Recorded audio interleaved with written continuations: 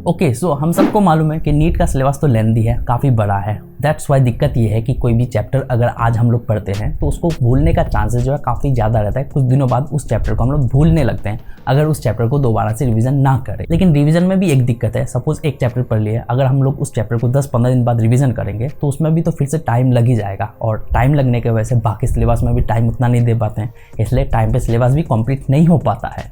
तो ये दिक्कत है। और 90% स्टूडेंट ना पैसिव रिवीजन टेक्निक अप्लाई करते हैं।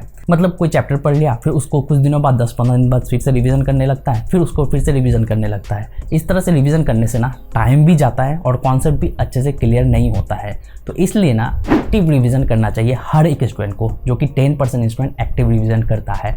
तो ये एक्टिव रिवीजन है क्या? देखो, कोई भी चैप्टर आपने क्लियर कर लिया, उस चैप्टर से रिलेटेड आपने क्वेश्चन सॉल्व कर लिया, प्रैक्टिस किया, फिर आपको 2 दिन बाद फिर से क्वेश्चन प्रैक्टिस करना चाहिए। यानी कि first day, third day, 5th day, 8th day, इस तरह करके आपको क्वेश्चन प्रैक्टिस करना चाहिए।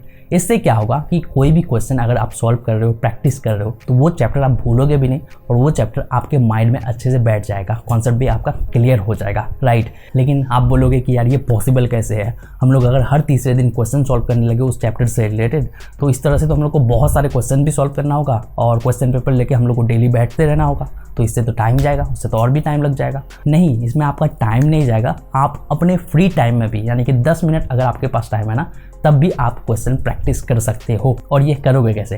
देखो, रिसेंटली मैंने एक एप्लीकेशन डिस्कवर किया व्हिच इज कॉल्ड मेमोनीट। इस एप्लीकेशन में ना ओवर 20,000 प्लस क्वेश्चंस है। लेकिन इसके बारे में आगे बताने से पहले ही मैं आपको बता दूं कि 2021 में ना एनसीईआरटी से 90% क्वेश्चन जो है मेमोनीट एप्लीकेशन से ही आया था। यानी कि इनके क्वेश्चंस जो है बहुत ज़्यादा इंपॉर्टेंट है और इसका प्रूफ भी वो लोग दे रखा है, जाके आप चेकआउट कर सकते हो, राइट।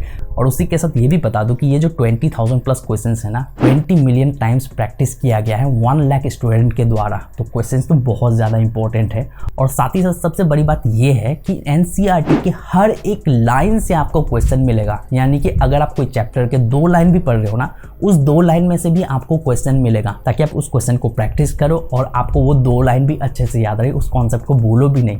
तो ये एप्लीकेशन तो बहुत ज़्यादा इंपॉर्टेंट है, क्वेश्चन भी बहुत ज़्यादा इंपॉर्टेंट है।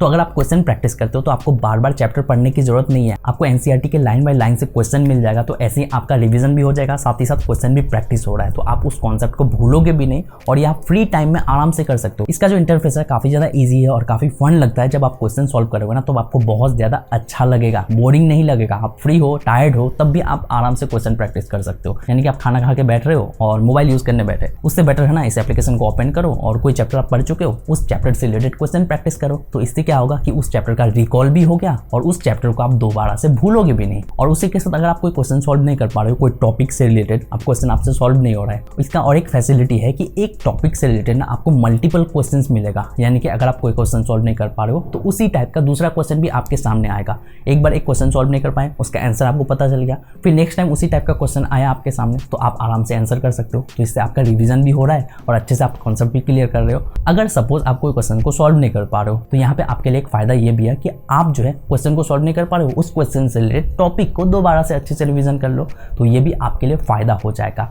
तो इसलिए मैं आपको ये एप्लीकेशन बहुत ज़्यादा रिकमेंड करूंगा। अगर आप अच्छे से नीट के लिए प्रिपरेशन करना चाहते हो तो इस एप्लीकेशन को जरूर डाउनलोड कर लेना, लिंक आपको डिस्क्रिप्शन में मिल जाएगा। इसका सब्सक्रिप्शन प्राइस तो बेसिकली 2599 है। तो इसमें अगर आप मेरा कोड यानी कि ARYAN300 अप्लाई करते हो तो आपको जो है एक्स्ट्रा 300 ऑफ मिल जाएगा और ये आपको 1 साल के लिए मिल जाएगा, 2 ईयर्स का भी फैसिलिटी आपको मिल जाएगा। तो आप एप्लीकेशन को एक बार चेकआउट कर लेना। और साथ ही साथ इन्होंने रिसेंटली फिजिक्स के लिए भी नया चीज़ इंट्रोड्यूस किया है, जिसमें ये 3 अटैकिंग मोड अप्लाई करते हैं फिजिक्स को अच्छे से क्लियर करने के लिए। यानी कि कॉन्सेप्ट को अच्छे से क्लियर करने के लिए, इंपॉर्टेंट टॉपिक को क्लियर करने के लिए सबसे पहले तो आपके सामने वीडियोस आएंगे जिसके थ्रू आप कॉन्सेप्ट को क्लियर करोगे।